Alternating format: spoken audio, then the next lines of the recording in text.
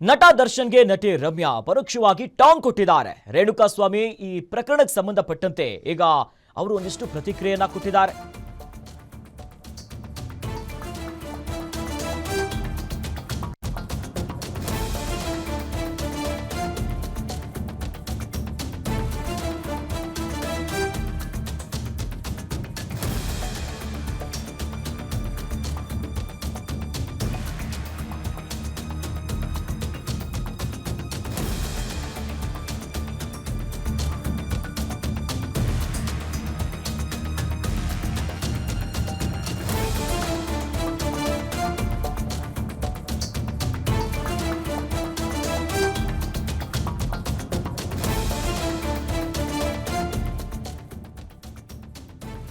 ನಟ ದರ್ಶನ್ಗೆ ನಟಿ ರಮ್ಯಾ ಪರೋಕ್ಷವಾಗಿ ಟಾಂಗ್ ಕೊಟ್ಟಿದ್ದಾರೆ. ರೇಣುಕಾಸ್ವಾಮಿ ಚಿತ್ರದುರ್ಗ ಮೂಲದ ವ್ಯಕ್ತಿ ಏನಿದ್ದಾರಲ್ಲ, ಈ ಪ್ರಕರಣದ ವಿಚಾರವಾಗಿ ರೇಣುಕಾಸ್ವಾಮಿ ಕುಟುಂಬಕ್ಕೆ ನ್ಯಾಯ ಸಿಗಬಹುದು ಅನ್ನೋದಾಗಿ ನಾನು ನಂಬಿದ್ದೇನೆ. ಭಾರತದ ಸಾಮಾನ್ಯ ಪ್ರಜೆಗೂ ಸುಪ್ರೀಂ ಕೋರ್ಟ್ ಆಶಾ ಕಿರಣ ಅನ್ನೋದಾಗಿ ಸದ್ಯ ರಮ್ಯಾ ಅವರು ತಮ್ಮ ಇನ್ಸ್ಟಾಗ್ರಾಂನಲ್ಲಿ ಸ್ಟೇಟಸ್ ಅನ್ನ ಹಾಕಿದ್ದಾರೆ. ರಮ್ಯಾ ಬರೆದುಕೊಂಡಿರುವಂತಹ ಪೋಸ್ಟ್ಗೆ ಈಗ ಸಾಕಷ್ಟು ಚರ್ಚೆ ಮತ್ತು ಪ್ರಶ್ನೆಗಳು ಉದ್ಭವ ಆಗ್ತಿದೆ. ಸದ್ಯ ಗಮನಿಸ್ತಾ ಇದ್ದೀವಿ ನೋಡಿ, ತಮ್ಮ ಇನ್ಸ್ಟಾಗ್ರಾಂನಲ್ಲಿ ನಟಿ ರಮ್ಯಾ ಅವರು ಈ ರೀತಿಯಾಗಿ ಬರ್ಕೊಂಡಿದ್ದಾರೆ. ಹೀಗಾಗಿ ಸದ್ಯ ಆ ಪೋಸ್ಟ್ ಎಲ್ಲೆಡೆ ವ್ಯಾಪಕವಾಗಿ ವೈರಲ್ ಆಗ್ತಿದೆ.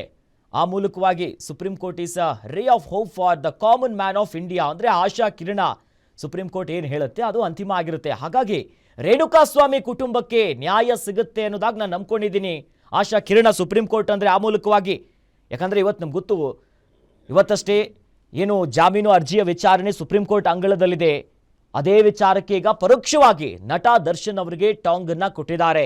ರೇಣುಕಾಸ್ವಾಮಿ ಕುಟುಂಬಕ್ಕೆ ನ್ಯಾಯ ಸಿಗುವಂತ ವಿಶ್ವಾಸ ಇದೆ. ಸುಪ್ರೀಂ ಕೋರ್ಟ್ ಒಂದು ಆಶಾ ಕಿರಣ, ಹೋಪ್ಫುಲಿ ಅವರಿಗೆ ಸಿಗುತ್ತೆ ಆ ಕುಟುಂಬಕ್ಕೆ ಅನ್ನೋದಾಗಿ ಸುದೀರ್ಘವಾಗಿ ಪೋಸ್ಟ್ ಅನ್ನ ಮಾಡ್ಕೊಂಡಿದ್ದಾರೆ. ಅಂದರೆ ಅವರ ಇನ್ಸ್ಟಾಗ್ರಾಮ್ನಲ್ಲಿ ಸ್ಟೋರಿಯನ್ನ ಹಾಕಿದ್ದಾರೆ ನಟಿ ರಮ್ಯಾ ಅವರು.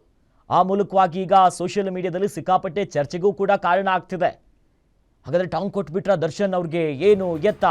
ಯಾಕಂದರೆ ಸುಪ್ರೀಂ ಕೋರ್ಟ್ನಲ್ಲಿ ವಿಚಾರಣೆ ಕೂಡ ನಡೆದಿತ್ತು ಇವತ್ತೇ. ಅವರ ಬೇಲ್ ಏನೋ ಸಿಕ್ಕಿದೆ ಹೈಕೋರ್ಟ್ ಮೂಲಕವಾಗಿ, ಅದನ್ನು ಪ್ರಶ್ನೆ ಮಾಡಿ ರಾಜ್ಯದ ಪೊಲೀಸ್ ಇಲಾಖೆ ಅದಕ್ಕೆ ಅರ್ಜಿ ಸಲ್ಲಿಸಿತ್ತು ಸುಪ್ರೀಂ ಕೋರ್ಟ್ನಲ್ಲಿ. ಅದೇ ವಿಚಾರವನ್ನು ಇವತ್ತು ಸುಪ್ರೀಂ ಕೋರ್ಟ್ ಕೂಡ ವಿಚಾರಣೆ ಮಾಡಿ 10 ದಿನಗಳ ಕಾಲಾವಕಾಶ ಕೂಡ ಕೊಟ್ಟಿದೆ. ಮುಂದೆ ಏನಾಗುತ್ತೋ ಗೊತ್ತಿಲ್ಲ, ಕೋರ್ಟಿನ ಆದೇಶ ಬಂದ ಮೇಲೆ ನೋಡಬೇಕು. ಬಟ್ ಇದರ ನಡುವೆ ಸುಪ್ರೀಂ ಕೋರ್ಟ್ ಆಶಾ ಕಿರಣ ಆಗಿದೆ ನಮ್ಮ ದೇಶದಲ್ಲಿ. ಹಾಗಾಗಿ ರೇಣುಕಾಸ್ವಾಮಿ ಕುಟುಂಬಕ್ಕೆ ನ್ಯಾಯ ಸಿಗಲಿ ಅನ್ನೋದಾಗಿ ಬರ್ಕೊಂಡಿದ್ದಾರೆ.